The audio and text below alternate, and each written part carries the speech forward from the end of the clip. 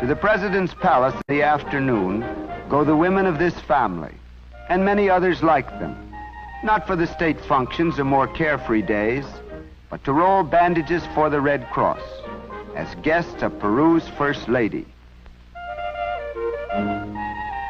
From the time they were children, these women have learned that to visit the sick and give to the poor was part of the role of a lady in Lima. Little of this attitude has changed since colonial days. Charity they take for granted, as they do their church and their home.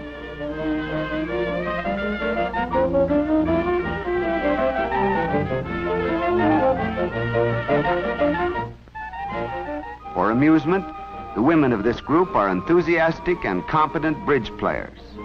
They come to the country club in the late afternoon to exchange news with their friends, observe each other's new hats, and incidentally, to play bridge. There are on occasion 2 or 3 men in a group of 80 women, but ordinarily the amusements of men and women are kept quite separate.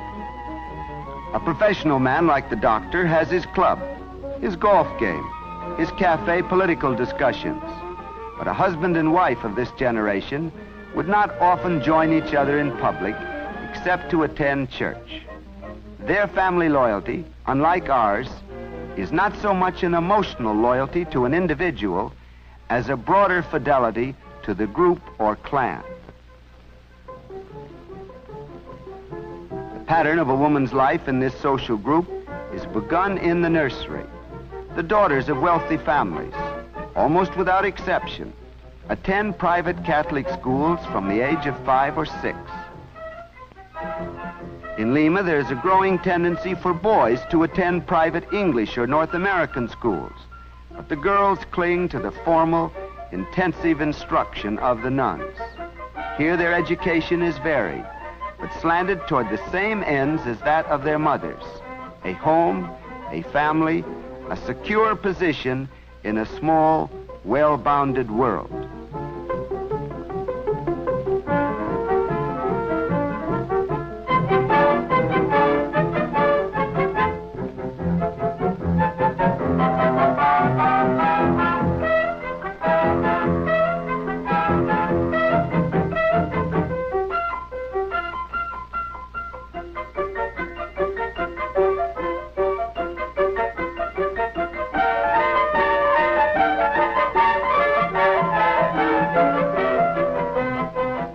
One of the young girls of the family, personally progressive, vigorous, and mildly rebellious, teaches ballet at a school whose nuns are North American, from Canada and the United States. In this school, she learned English and a certain admiration for North American manners and attire.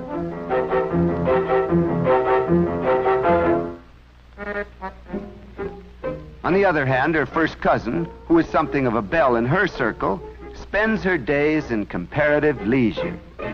She is fond of the beach, but on these outings, her mother is her constant companion. She is 17, convent bred, soon to be married to a young man in the diplomatic service. The life of pretty Carmen is closely restricted. She is accustomed to the company of men. Her numerous cousins and uncles are her admirers and friends, but she sees her fiancé only in the company of elders. It will be a good marriage. It was carefully arranged.